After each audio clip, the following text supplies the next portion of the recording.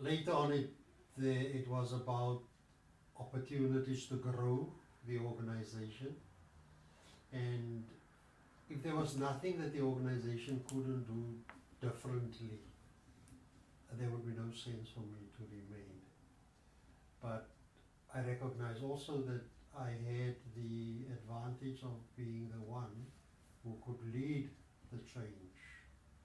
And so we developed from being a volunteer organization providing relief, material relief, to an organization involved in the development of human potential. And so that changed from an organization that had nothing.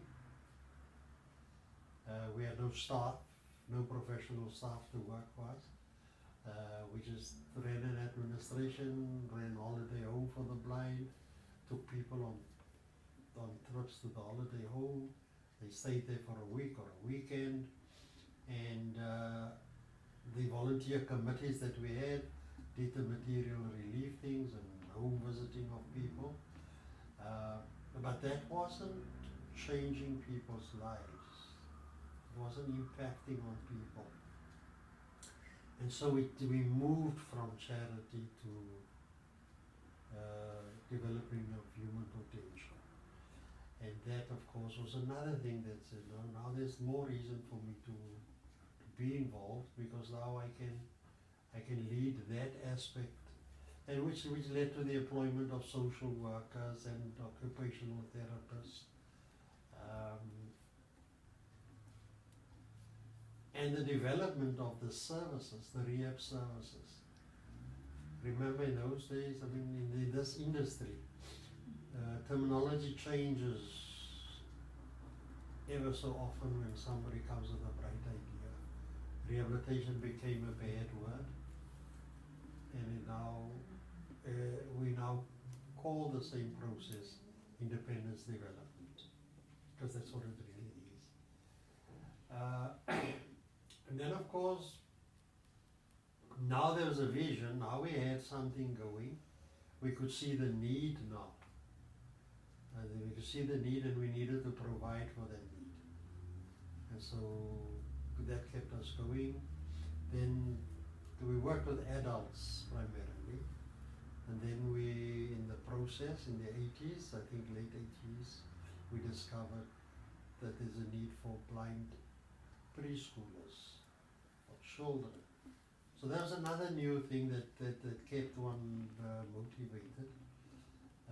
And I could then help to develop that process, obviously with getting the proper professional staff to deal with it.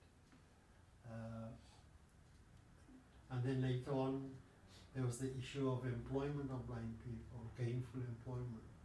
People needed to have an income, so we established a work center for blind people, a place where they could work. Very interesting concept that I developed was that we would source the work, and it mainly would be assembly work.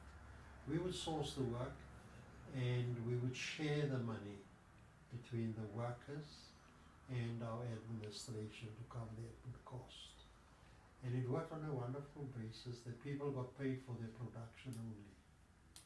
So if they weren't producing, they weren't getting paid. And it worked out that they didn't even want to go on lunch or have tea breaks, because that takes away from their production time. And so they wanted to produce and make more money. And it was a wonderful thing for me to see happening, because it was about the human enterprise and the human will to work. People are saying all the time, people are lazy, but the incentive was very simple. The more you produce, the more you got paid. And once they saw that working, they were quite happy. There were some things like those people who worked in the work center had to come to the center, and they traveled from townships here, and we ran a system of subsidizing their transportation costs. So they had to now use public transport to get here. But we subsidize it on a basis that we phase it out as their income improves. So that was another empowering aspect for blind people, that they weren't dependent on other people to bring them here or to take them to a place of earning. They had to do it themselves, and so we reduced the subsidy over 4 years.